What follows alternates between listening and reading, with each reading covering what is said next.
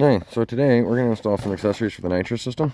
So this is a progressive controller, and it will gradually ramp the nitrous in over a matter of seconds from when you activate the system. So it just takes the place of the relay. So that's a super install.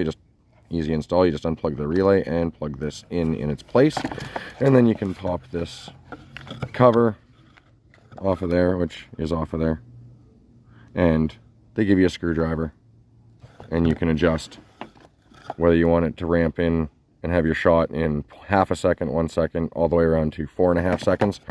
So just a little easier on the motor if it sees it gradually ramp in as opposed to getting hit with all of it at once, right? Probably a little more important when you're running like stupid amounts of nitrous, but either way should help the motor and should prevent knocking the tires loose too in certain places. So that was useful. And then bottle blanket, because I was having a problem getting my bottle to the right temperature easily.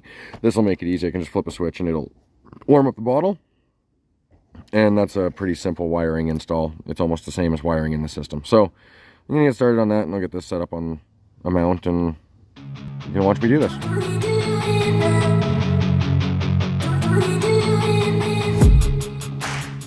And the progressive controller's installed.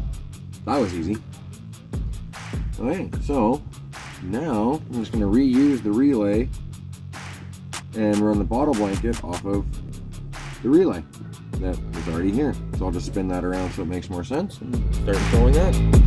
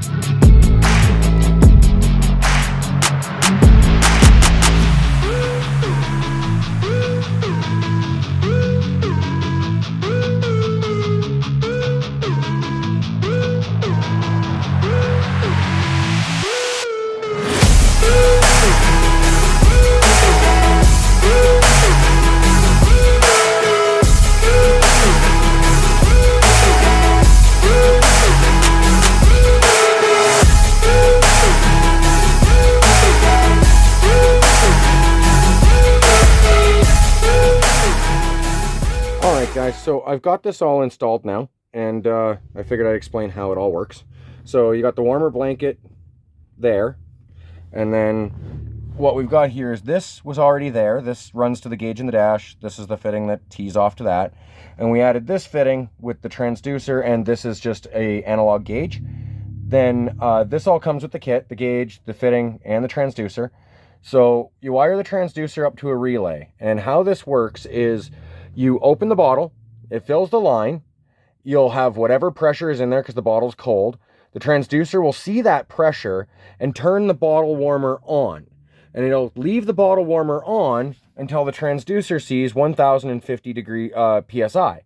After it sees 1050 PSI, it will then shut off, and it will come back on again if it sees anything lower than 950. So as soon as you hit 950, the transducer sees 950, and it starts warming the bottle back up to 1050, and then it'll shut itself off. And that is how the bottle warmer works. Alright guys, so I finally figured out where to put that switch, and so I put it right there. Well, and I wired it just like the fan so that you can turn it on. It's direct wired to the battery, so you don't have to have the car running while you're warming up your bottle in the pits. So that's pretty awesome. And yeah, and if you're curious, I set the progressive at 1.5 second ramp in, and I'll start there. So that'll about do it for this video, and we'll see you next time.